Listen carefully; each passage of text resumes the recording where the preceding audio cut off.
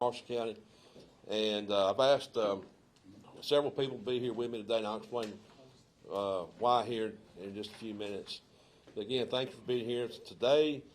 We are doing a press release related to a cold case homicide back from 1997, where a body was located on Little Cateco Creek just off of Eagle Rock Road in Union Grove, which, if you don't know, it's really right there on the county line, close to the Morgan County line. The body was identified as that of a white male at the time. However, due to removal of the hands, head, and feet, he was impossible to give an accurate age or description or to identify. There was also some other mutilation of the body which appeared to be consistent with some way of called forensic countermeasure to obscure any kind of way to identify the body. The autopsy results found the manner of death was a homicide, and removal of the body parts was done intentionally, most likely due, like I said, to make identification of the body impossible. Investigators from the Marshall County Sheriff's Office and State Bureau of Investigation, member DA's office, worked tirelessly to identify the individual, and they followed up on numerous leads, but were still unsuccessful in making a positive identification. The case was entered into the FBI's VICAP, which is the Violent Criminal Apprehension Program. However, there was no credible leads generated there either. So throughout the years, leads stopped coming in, and eventually the case went cold. I failed to mention, too, the FBI was involved from get-go on the investigation in this case.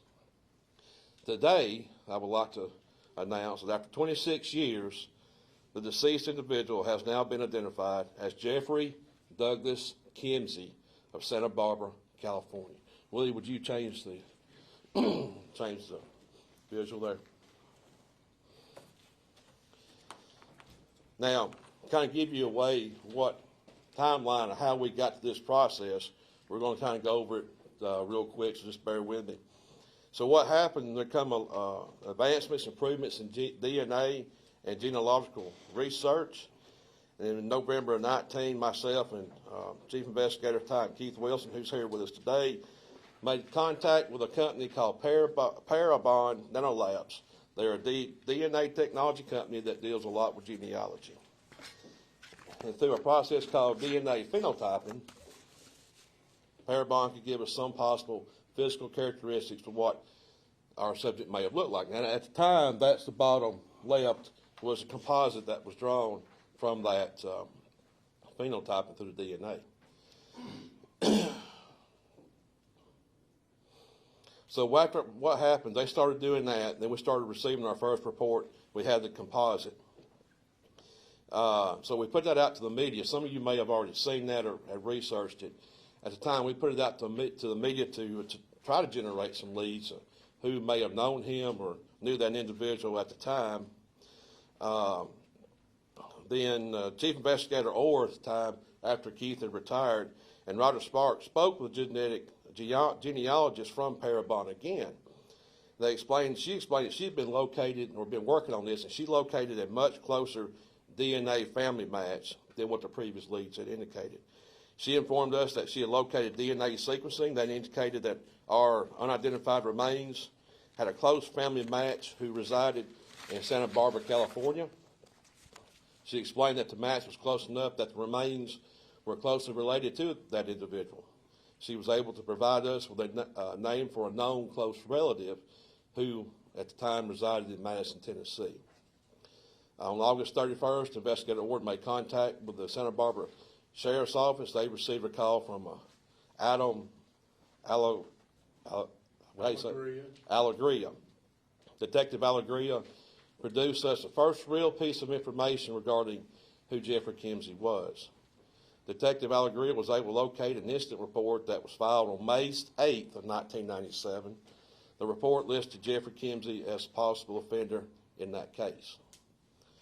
On September 2nd, investigators traveled to Madison, Tennessee, and met with an individual who's believed to be a close relative to Jeffrey Kimsey. We found out from this interview that Kimsey's biological parents were still alive and well, living in California. Investigators began the process of obtaining subpoenas for San Marcos High School to attempt to locate any records of Jeffrey Kimsey. That's where these pictures here come from. These are from the yearbooks from the high school. So on September 6th, Detective Alegria, again, we talked to him again, and requested that he go to the address in Santa Barbara, California that we had, and talk with the parents where we received DNA samples from those parents, from those individuals. Once the DNA sample was obtained, it was sent back to us. We sent to State Forensics Lab, and it came back a match for Jeffrey Kimsey. That's how he was identified. So, so right now through September 22, the present, this is where we're at. Investigators have worked diligently to piece together Kimsey's life from the time the body was found till now and how he got here. And we have developed some useful leads. It's still unknown exactly how he come to be deceased in that Shallow Creek in western Marshall County. However, we are still actively working this investigation. Now, there are many investigators who worked on this case over the course of many years. That's why these guys are here, and these are some of the investigators that have worked over the case over the years. I know they would like to see this case solved, but having a positive identification will help us get closer to solving this case. I want to thank all the investigators, the people of Parabon who worked tirelessly on this case, the FBI, Alabama Department of Forensic Science, our DA's office, and to everyone involved if I left anyone out. Now, with that said, I'd like to say one other thing that's not on this paper. We are asking the public that if anybody from that time era may have known Jeffrey Kimsey, knew his whereabouts, who he hung out with, affiliations, to please contact the Sheriff's Office, 256-582-2034. And if you can provide us any information then of what could have happened or anything, please give us a call. Also, since then, DNA technology has advanced to places I didn't think it ever could go, I guess, when I was a young investigator. So we have evidence now from the scene that we're looking at for possible DNA matches for potential suspects. So we will be working with Parabon and our forensic science of the state on that aspect. And also, I'm happy to announce today that we do have persons of interest in this case.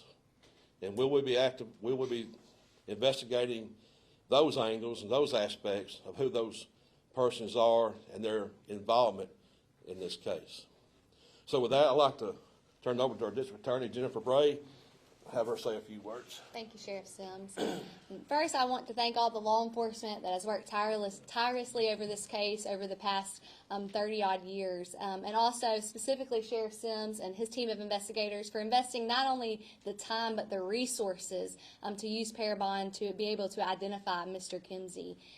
We hope that the public comes forward with information and that we are able to gather more information through DNA testing, and we are eager to be able to hold accountable the person that's responsible for the homicide of Mr. Kimsey. Thank you. We have many investigators, like I said before, here with us today. You know, cases like this stick with you throughout your career. We have some here who are retired, who are back to work some who are retired, and would like to see this case solved, some arrest made out of it. Those type cases will eat at you for a long time. So with that, we'll take any questions. Yes, I'll go first. So, you know, it's been, I guess, 26, 25 years since this case initially happened. You know, can you talk about the closure that you guys feel, you know, putting a face to a name after all that time? Well, once we made identification, I mean, that to us, that's a huge milestone. That's over half the case to me has been solved at that point in time, because now we have something to work with. We now have an identity that we can backtrack, hopefully backtrack whereabouts, movement over the course of that time and so forth. So to me, and I'm sure I can speak for these guys, that's a huge amount of relief. But in the same time, it just makes us want to work harder to solve this case. So have you been able to speak to his family members? You mentioned his parents are still alive. You know, have they said anything to you guys about this? Yeah, the investigators have spoken with the parents by phone on several occasions. So, and what's unique about this, and I can't explain why right now, but there was never a missing person report filed on Mr. Kimsey that we are aware of anyway. So, which makes it even more difficult to to track or identify who this person was. And you mentioned there was another police report filed that, that's kind of how you guys linked him. Is there any information you can share about that case? All we know is it was filed in California and it had to do with some kind of local incident. Nothing major. It was something minor, but again, it was filed and his name was on it, which helped led us back to verify and cooperate the information that we had. He was from Santa Barbara, right? And you obviously said there was family in Tennessee. Yes. Can you kind of talk about how he got to Tennessee or even down here perhaps? Well, we're still investigating that, how that happened. So we're still looking into that. Do you know anything about 96, 97? What was his job? What were his interests? Do you know anything about his personal life? Well, to be honest with you, now that we do have him identified, this probably happened a couple of months ago. We're still looking into that. We're still trying to figure out who. We know who Jeffrey Kimsey is now by a photo. We're trying to figure out who Jeffrey Kimsey was as a person. When I look at this picture, I kind of want to get your thoughts on this. How accurate would you say that DNA scan was to what he actually looked like? These pictures are black and white. According to what we've been told by parents and so forth, we couldn't get a good color picture of Mr. Kimsey at that age. But you look at the bottom left, his hair was very similar to that hair color. He does have blue eyes. He did have freckles. And his bone structure and chin structure are very accurate. Let me say this too, Parabon has it's amazing technology, and it's being used more and more in cold cases or homicide cases. If you'll research, you'll see where they've helped several Alabama police departments and sheriff's offices solve murders. One is Ozark, Alabama. One released more recently was in Tuscaloosa, Alabama. But you'll find where those 2019, why it went cold for so long? all I can tell you is that the technology that back then was not available like it is now. Why it took so long to 19 is Parabon didn't come on the scene probably till 15 or 16. Do you know, Keith? Yeah, somewhere. So the technology wasn't, it's not really, it's evolving, but it's still new to me. So I'm just glad it's here and we were able to take advantage of it. You also mentioned how a case like this kind of eats away at you, right? Like you never forget it. Are you able to kind of talk about the hard work that everybody here put into this case? I mean, that's why these guys are here. When we got ready to do this press release, we were going to release this to the public. I wanted these guys here because I know how much hard work they put in. I know how, because even when coming up through the years, we all talked about this case at some point in time, and we always talked about it. What about this? What about that? Could we miss something here? Because it sticks with you. Guys, am I wrong about that, or am I right? It sticks with you, because and you'll wind up talking about it over and over and over again. So that's why I got these guys down here, because they put their heart and soul working this the best that they could with what they had with at the time. So when Chief Investigator Wilson, when he was still actively working with us, he brought this attention, the company, to me, and said, "This is what it's going to cost." I'm like, "Let's do it," and this needs to be done. So that's kind of what happened. So you mentioned that there are some persons of interest in this case. Were there initially when you guys first started investigating, and will you revisit any of those early leads now that this DNA technology is about? I probably can't comment on that part of it. And then do any of the investigators or any of you guys able to say anything? Anyone else wants to add? Anyone who worked on this case? Well, they're all here. If you want to ask any of them a question, you're more than welcome.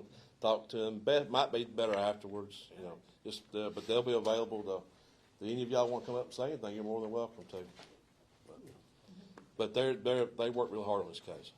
The person or persons of interest, are they local, and have you all spoken with them yet? I can't comment on that either, just to be honest with you.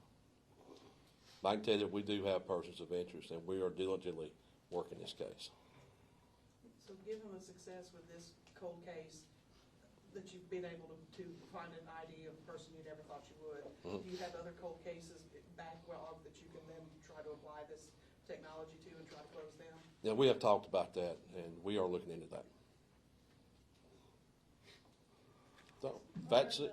Huh? Quick logistics question. Are you guys going to be posting these pictures online or in like a digital format at all? At some point in time, I guess we can release these. We can email these to y'all, if I'm not mistaken. so y'all can have them to use. We have Parabon's permission to use the one on the left, and then these here, I don't see why we can't. We're releasing them now. So we'll be glad to get, if you'll get with our chief right here, Willie Orr, he can get your emails, and he's kind of our point of contact on this, and he'll be glad to email that to you. And if there's nothing else, we'll go ahead and go and end this release. Again, all the investigators that work on this case are up here. Feel free to speak to any of those, me or whoever, and get their input. They can probably give you some good insight on it also. Thank y'all again for being here. We appreciate it.